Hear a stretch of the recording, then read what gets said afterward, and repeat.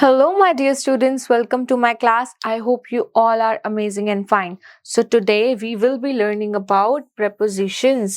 आज हम सीखेंगे prepositions के बारे में. Alright, so let's get started. A word that shows the position of nouns and pronouns in a sentence, it's called a preposition. वो words जो noun या pronoun की position, location बताते हैं, उसको हम बोलेंगे prepositions, right? It shows the relationship between them. It tells us about the time, place, direction of the nouns and pronouns. हम उसको कुछ एग्जाम्पल से समझते हैं. The book is on the table. So जो book है एक noun है और वो किसके ऊपर है? टेबल के ऊपर. टेबल भी क्या है? टेबल भी एक noun है और book भी एक noun है. So now book is on the table. The word on shows the relation between book and the table. The next is the swan is in the pond. जो swan है वो कहाँ पर है? वो pond में है ना? So जो in है वो relation दिखा रहा है किसका? Pond का और swan का. ठीक है? Now moving to the next part. Prepositions include some of the smallest words in the language, but we have to be very careful while using them. जैसे कि मैं आपको बोलूँ ना in, on, at, ये words बहुत ही छोटे हैं, like दो letters के बने हुए, like smallest word हम उसको कह सकते हैं कि दो letters से बने हुए, है ना? बहुत छोटे छोटे word है, लेकिन इन words से पूरे sentence का meaning change हो सकता है. Our choice of preposition depends on the relation we want to express. अब हम यहाँ पर देखेंगे कि preposition के तीन types हैं. Number 1, preposition of place. Number 2, preposition of time. And number 3, preposition of directions. All right.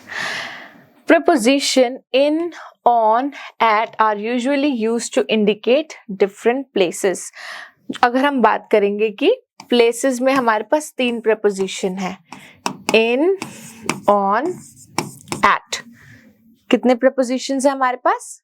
तीन. In is usually used for places that have some boundary. जैसे कि school bus. He goes to school in a school bus. So school bus के चारों तरफ क्या है? Boundary है. Keep your clothes in the cupboards. जो clothes है उनको कहाँ पर रखो? कबर्ड में रखो. तो कबर्ड की भी चारों तरफ क्या है? बाउंड्री है. ऑन जो होता है उसको हम सरफेस के लिए यूज करते हैं, है ना? The building is on Ansari road. Keep the keys on the table. Next is at. At is used for specific place. He is waiting at the bus stop. The guard is standing at the entrance. Alright, moving to the next part. Preposition of time. Time के लिए हमारे पास क्या है? In, on, at, from, for. क्या क्या है? In, on, at, for. और क्या है हमारे पास? From. जैसे कि मैं बोलूँ we wear woolen clothes in winters. I was born in 2010. On का यूज हम करेंगे to tell a specific day or date. I am going for shopping on my birthday. मैं अपने जन्मदिन पर. We are shifting to our new house on 25th June. हम अपने नए घर में 25th June को शिफ्ट हो रहे हैं. All right. Now, at. At is used to tell about a particular time. जैसे कि हमें कोई particular time बताना है. See you at 2 o'clock. I go to bed at 9:30 p.m. ठीक है. From का यूज हम करेंगे to talk about a particular hour, day and date. My vacations are starting from tomorrow. मतलब कि कोई particular hour, मतलब इसमें हम point of time नहीं करेंगे जैसे कि 2:30, 4:30 नहीं, but एक duration से, है ना? कि कल से, 1 घंटे बाद से, आधे घंटे बाद से, है ना? For is used to talk about a stretch or a period of time. For का use हम करेंगे to show the stretch or of a period or a time. Okay. I have been studying in the library for 3 hours. जैसे कि 3 घंटे से मैं पढ़ रही हूँ. बारिश कल से हो रही है, मतलब तब भी हो रही थी और अब भी हो रही है. उस केस में आप for का use करोगे. All right, now moving to the next part, preposition of direction. Preposition to, towards, through, into, इन सब का यूज हम कब करते हैं? जब हमें कोई डायरेक्शन को शो करना होता है. We moved towards the restaurant after watching a movie. हम मूवी देखने के बाद रेस्टोरेंट की तरफ गए. Towards का मतलब हो जाएगा तरफ. ठीक है, तरफ. Next is through. Through is used to show movement from one side to another of an enclosed space to other. Through का यूज हम करेंगे एक जगह से दूसरी जगह चीजों को शो करने के लिए. Into का यूज हम करेंगे to show the movement that something is going inside. Okay? Now moving to the next part.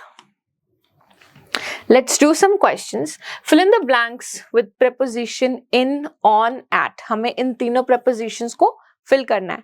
So let's get started. The gardener is watering the plants dash the garden. In the garden.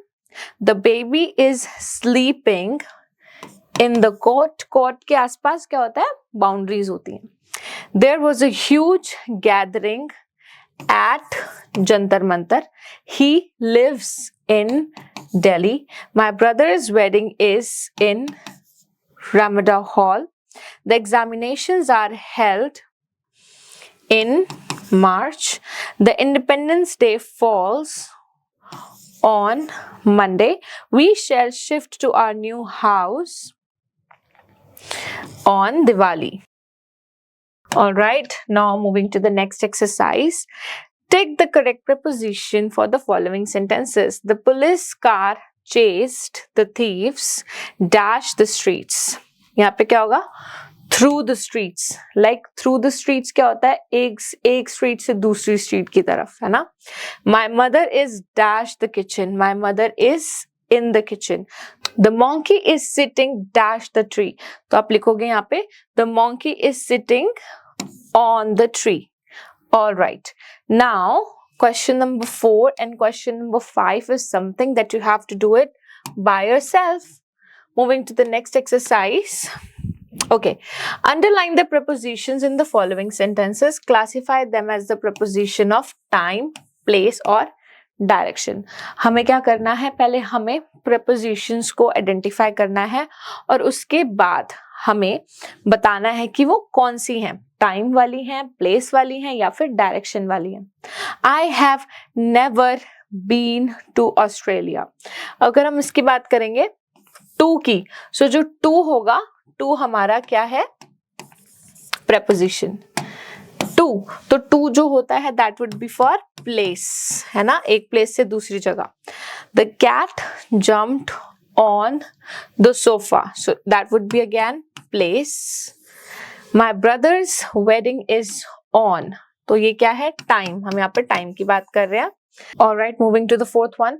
Put the bread on the table. On the table, on मतलब उसके ऊपर, तो ये क्या हो जाएगा? फिर से place. All right. Question number 5, 6, 7, 8. Something that you have to do it by yourself.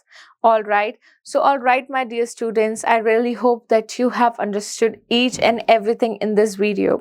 Thank you so much for watching this one, and I will be seeing you in my other videos. Till then, take care. Bye-bye.